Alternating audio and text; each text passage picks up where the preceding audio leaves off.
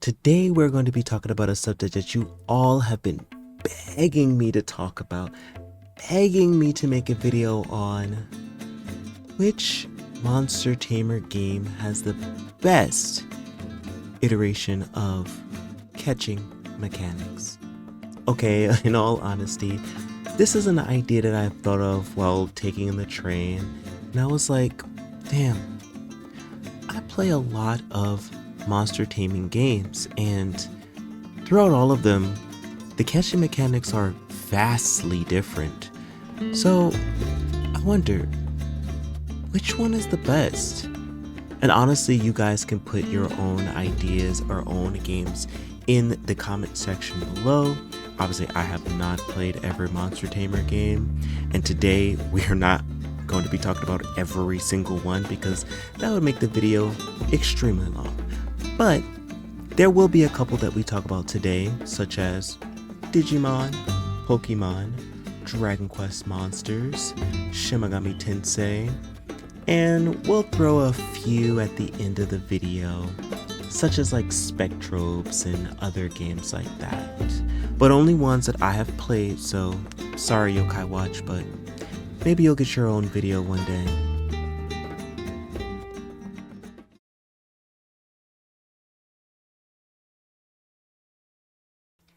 First, let's start off with Digimon. Now, I must preface that I have not played every single Digimon game, but even if I did, it really wouldn't have mattered because not every Digimon game in this series is a Monster Tamer game, and I mean in the mainline series. Like, heck, there's even one that's a Diablo clone, so like, why would I even put it on this list? But the ones that I'll be talking about are like the DS ones, like Digimon World DS, or Dusk and Dawn, and Hacker's Memory, and Cyber Sleuth. Now with those games you can convert Digimon. Now how do you do that? Well, the more that you encounter a Digimon, the higher their percentage increases, and once you reach 100, you are able to convert that Digimon and create it and put it into your party. Now for lower ranked Digimon, like in training, the percentage of each encounter will be higher, like 20, 30, or something like that. And then ones that are more higher ranked, like Ultimate, you'll probably get like 5% to balance out the game, of course. And I kind of like this method. It gives you an extra reward for encountering battles. Of course, you get experience and money. That's for all type of RPGs. But also to be able to get the monsters, but not using a resource like an item that you have to buy to get these monsters. You know, it feels okay to run into, the random encounters. And also, you don't even have to battle them. You just have to simply encounter them and you can run away. I think this is cool because if you're running around dungeons, you just straight up passively get the percentages for Digimon. So you don't really feel like it's a waste of time running into encounters.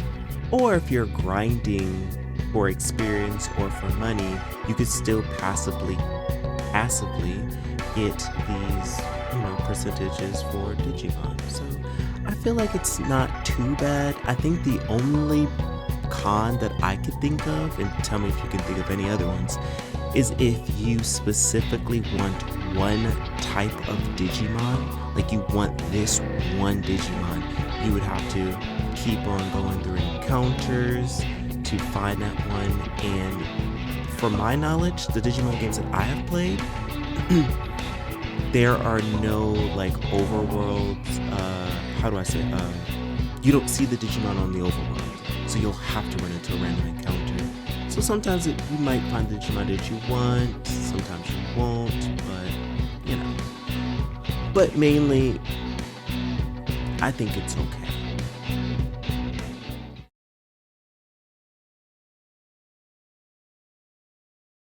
Next, there is Dragon Quest Monster.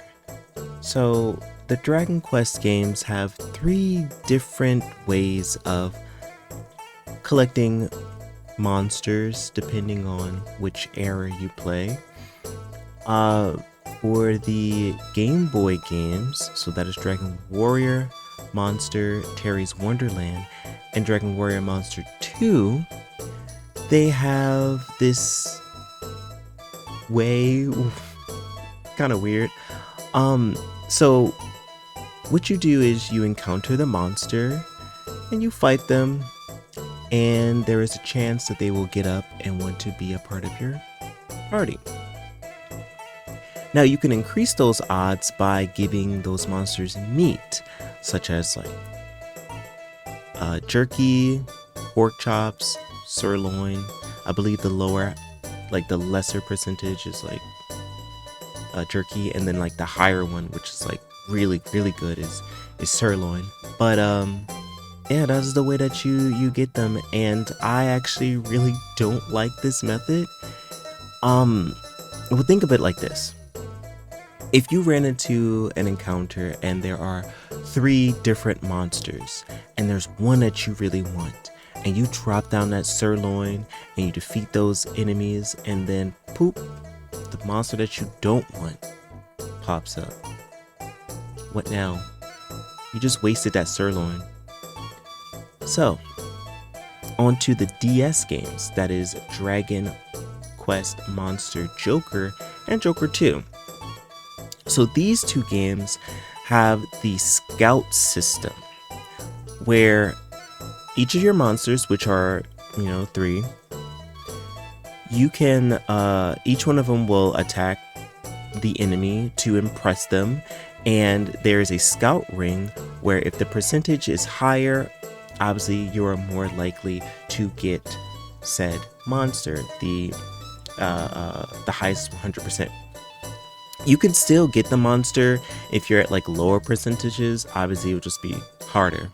I mean, it is a step up, but it still needs work. It's still better than just random, because like at least with this one you can choose what monster you want. But I've noticed that when you are scouting monsters, when you are pepped up or psyched up or whatever, I know it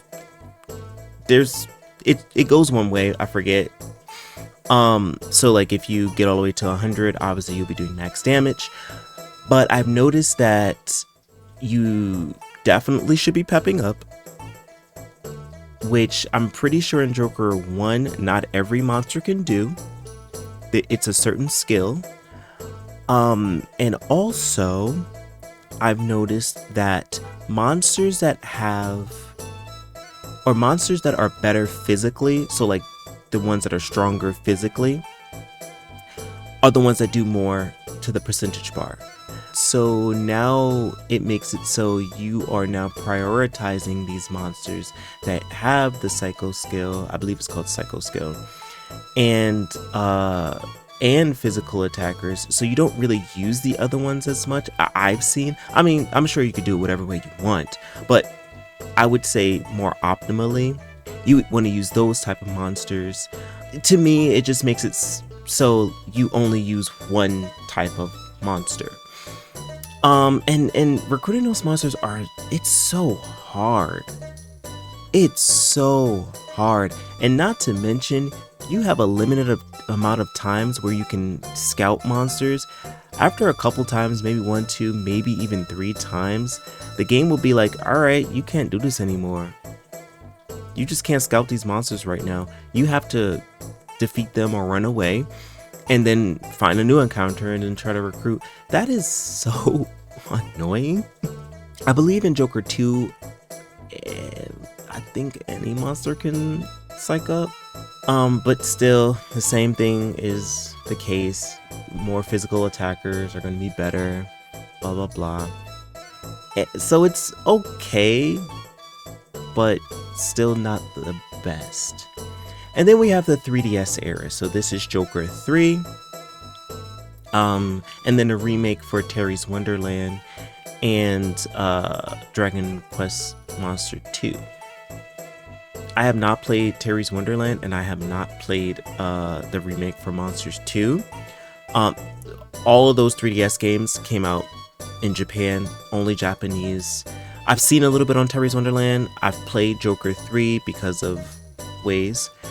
So maybe one day, I guess I'll just like buy a 3DS or a Japanese 3DS to play those, because the 3DS is region locked. So these games have like a combination of the two last eras. So the meat is back, and scouting is back. It works the same way, but I believe pep or psyching up does not exist in these games. Oh, by the way, using oomph to increase your attack also helps with scouting too. But meat has been reintroduced into the games, and you can actually see the percentage on the scouting bar or circle ring, that's it. Which is really, really cool. So it increases the percentage for every single monster that is on the opponent's side, and you choose whatever monster that you want to recruit, and then obviously, you know, it goes up from there, and it's really, really nice. Obviously it gives you tiers, so sometimes it'll be 5, 15, 20, 50%. It's really cool. I think this is really nice. Obviously still not the best, but also it's better than the other ones, so I think that's really cool. And of course, just like the other ones, once it gets to 100%, it is a guaranteed recruitment. This is Numi from the future, and I was looking back at the footage and noticed that I made a mistake and said that no monster can pep up in Dragon Quest Monster Joker 3. Every single monster can psych up in that game. I don't know what I was thinking. Sorry. Yes, please don't cook me in the comment section, but they all can psych up. Oh my god, I totally forgot to talk about Dragon Quest Monster the Dark Prince. That game also has the scout ring. It's probably called something else in this game. But yes, you can also use that. You can also use meat. I think that is the game that you cannot pep up with or psych up. I think that's the one that you can. I was getting Joker 3 and regular 3 mixed up. So there we go.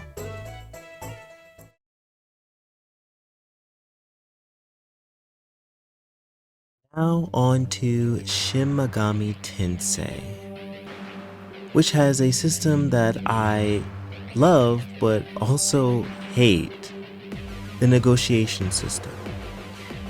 There are 2 other games, well, not 2 other games, but I guess 3 other games that use a different system to collect monsters.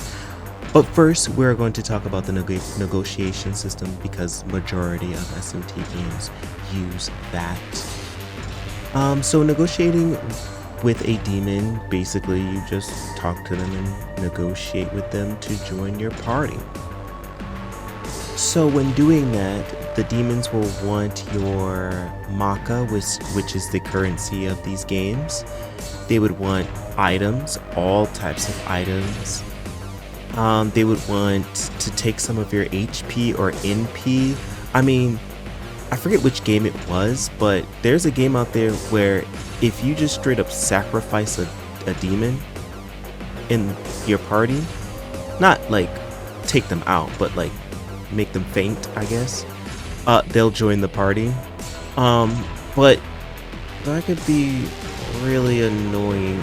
And let's say you don't want to give up those items. Maybe you have not that much money, you don't want to give it up, or there's a specific item that you want to keep, and you tell them no, they'll get angry at you and then proceed to kill.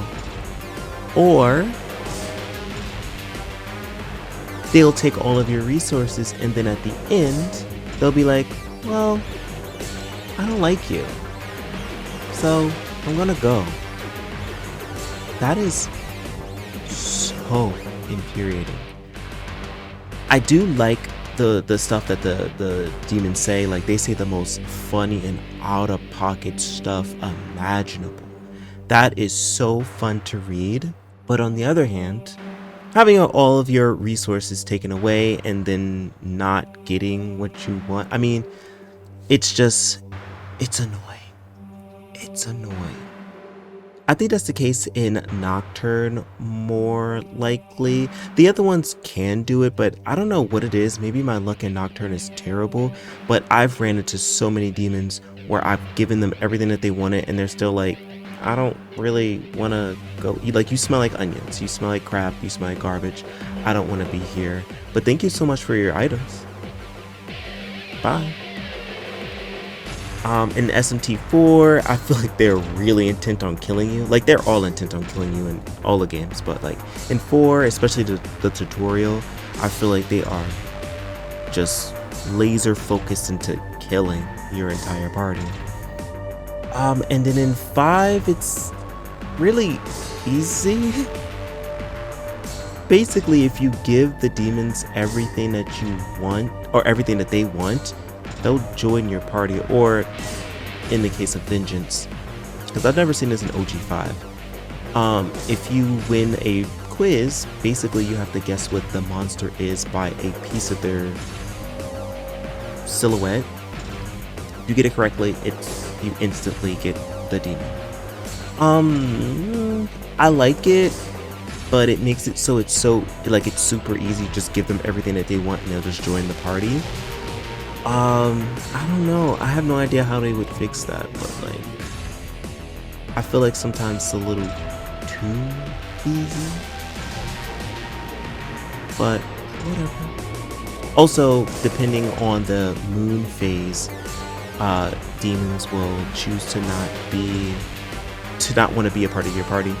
So, which that's not too bad, because understandably, full moon means that, or whatever's up there is full, the demons will be amped up, so they don't really want to join right now. They're just ready to fight, which, okay, whatever, I'll just wait until it's a different phase. And for the other games that don't use the negotiation system, which is Rito 1 and the Devil Survivor series, Rito 2 goes back to negotiation.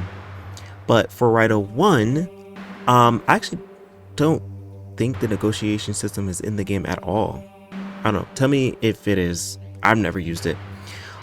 So basically what you do to get a demon in those games is you have to hit them super effectively. So whatever their weakness is, or wait until they are low in HP. You could do both, but like wait until they're low in HP, and then you will try to capture them in your little tubes by going next to them while they're stunned and tapping triangle, I believe it's triangle, and then you'll get them into the tube.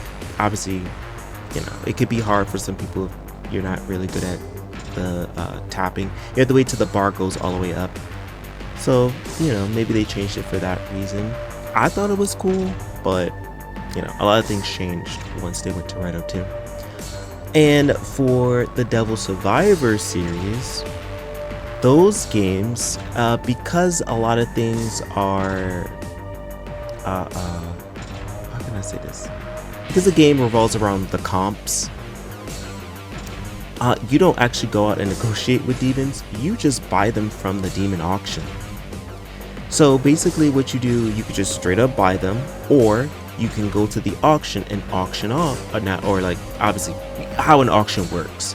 You just be like, oh, I'm going to spend this amount, blah, blah, blah, until you're the highest bidder. I think this is cool, but on the other hand, it takes away from the coolness of, or I guess the funniness of the negotiation system where, these demons have the craziest personalities ever. It takes away from that, so I'm not sure which one I like best, because they all have pros and cons to them, but it's definitely interesting, and I don't think any of these are bad. Variations of okay. But yeah, I think that covers it. If there's anything I missed, just let me know in the comment section below.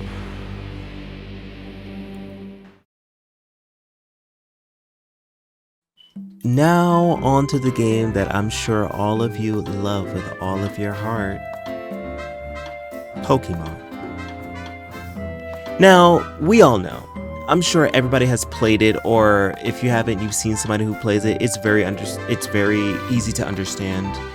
You throw a Pokeball at a Pokemon. But wow, did I wish it was that easy in game. Now, in the beginning, yeah, it's that easy. Throw a Pokeball at a Pokemon. More or less it will catch. But there's more to it. Each Pokemon has a catch rate. And depending on what you do, that catch rate will increase to make it easier to catch that Pokemon. And also, Pokeballs have different multipliers to them to also increase the catch rate. Now, the thing that you can do to the Pokemon is lower their HP into the red. That'll increase it. And also putting a status on the Pokemon. Not attraction or like attract and confusion. Those don't count. Now, in every game, I don't think that's the case. It's very confusing because I believe that for paralysis, burn, and poison, it does increase the catch rate, but not by much. And then freeze and sleep, which are two statuses that are harder to put on the enemies because there's not many reliable ways to put Pokemon to sleep. You can use Spore, but like, you know, not many Pokemon get Spore. Freeze, you have to use a move to freeze a Pokemon. And even then, they could just randomly unfreeze, and just like sleep, they can just randomly wake up. Whereas paralysis, burn, and sleep, you would have to use a move or an item to get it off. It just won't naturally get off. So, with that being the case, you would think, okay, maybe that'll make it a bit easier. You have the multiplier, the low HP, and the status. Surely, even then, I have played many Pokemon games. And there are cases where Pokemon would rather die. They would rather use up all of the power points of every single move that they have, and then struggle until they die. They would rather do that than to join my team and get into that Pokeball. Oh, sometimes it's very frustrating. Now, it has become a lot easier throughout the years, especially because I think they introduced something called the critical capture charm or something. Maybe I'm making this up. I'm sure that that's a thing. They make charms out of everything these days. But like, I feel like I get critical captures so much, or maybe they increase the critical capture rate, but I feel like I get them a lot. Also, you know, Pokeball's actually working. I'm looking at you, Moonball.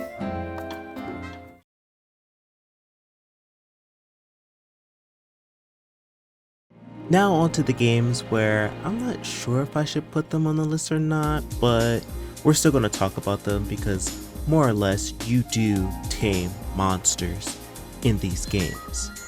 Now first I want to talk about the Spectropes series.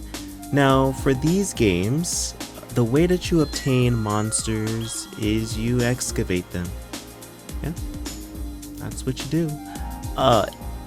That's how the game works. That's what you do in the game for items, monsters, and stuff like that. You have to excavate. But when it comes to reviving the monsters, you have to like actually go into like awakening into like the little PC box or whatever, and you have to like scream into your DS or into your Wiimote, and then bam, they're awakened. That's how you get them. Yeah. This one is very straightforward. It's not much to talk about. You can't catch them from the overworld or I don't even think you can get them from like gifts or anything like that. You have to excavate them. So that's how you do it. It's very simple, straight to the point, so I don't know if it really needed its own section. So yeah.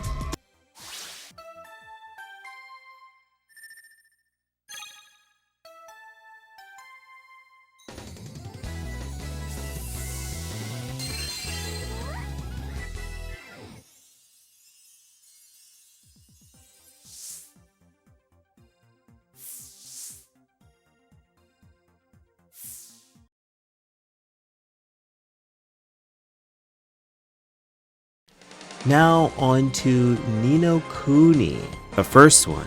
That's the only one that can actually obtain monsters into your party. The way you do it is you have to have a specific character, Esther, serenade a monster.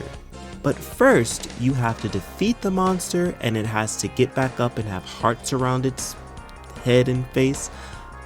And then you serenade it and then, you obtain it. Before you get Esther, you can't obtain them like that. Or, yeah. So it's interesting. It's kind of like Dragon Quest, where you have to the first Dragon Quest games where you have to defeat the monster and then they get back up, which I don't really mind. I actually don't mind that. It's just I don't know, the chances of them getting back up, that probably could be a bit annoying, but whatever. It's okay.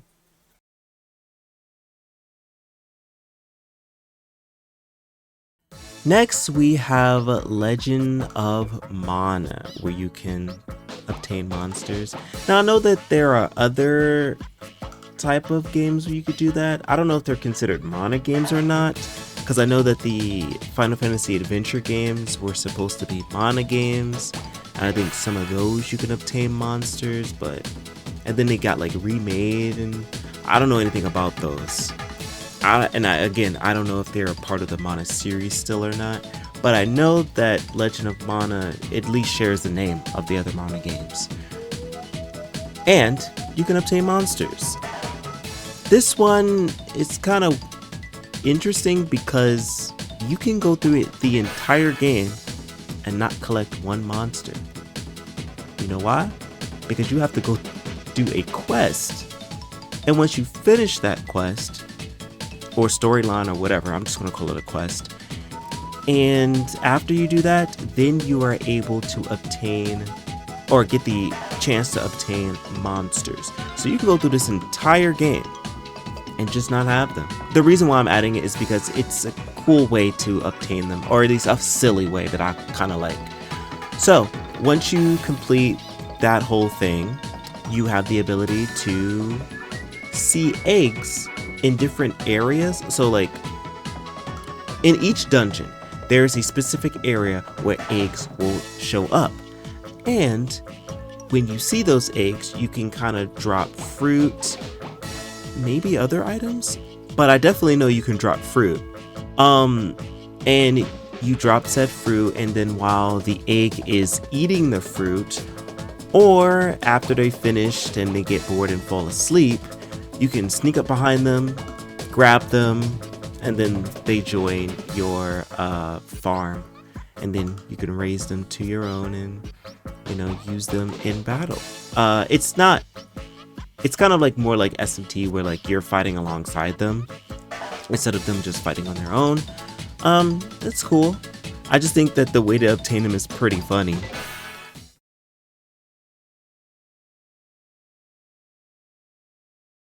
And I think that's about it that I want to talk about today. Of course, there are many other Monster Tamer games out there that I could have talked about, but again, I don't want to make this video too long. And also, not every single Monster Tamer game has an innovative way of catching or obtaining these monsters. Some just straight up use what we've already talked about in this video. So maybe I'll do a part 2, no promises, but whatever the future holds. Thank you so much for watching. Numi out.